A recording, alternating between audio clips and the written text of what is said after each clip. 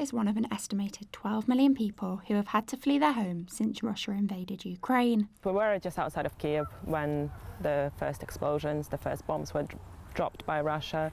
And my partner, Jez, who is from the UK, woke me up and he shook me. He was like, there's bombs being dropped everywhere. And I just sort of struggled to believe it. Realising they needed to get to safety, Maria and Jez decided to cross the border into Poland. The journey, which usually takes up to 6 hours, ended up taking the couple over 48.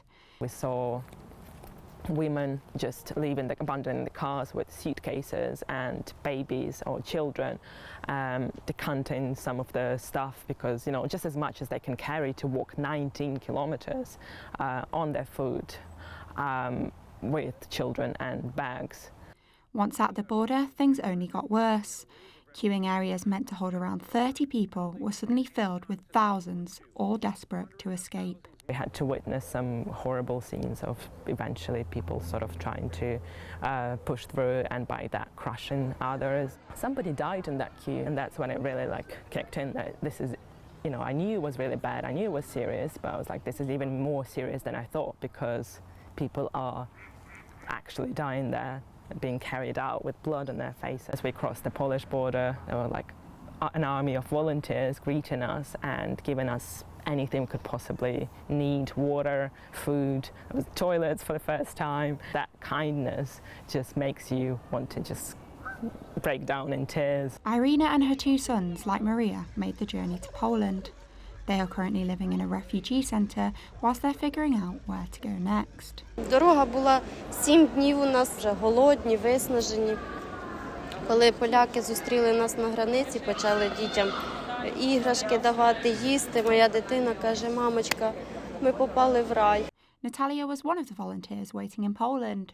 She lives in Helm, just 20 kilometres away from the Ukraine border. We every day make sandwiches for people who come to our country. When the war started, we were scared in this place because it's near to the border.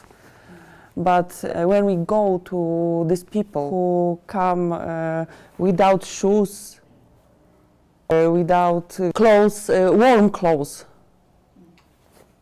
and it's so sad. But we stopped thinking about us because we must be strong for them. In the UK, Maria is now living in Manchester. Inspired by the work of volunteers and not wanting help to run out, she uses her time to support other Ukrainians who have moved to the city. But this is Manchester. We do things differently round here.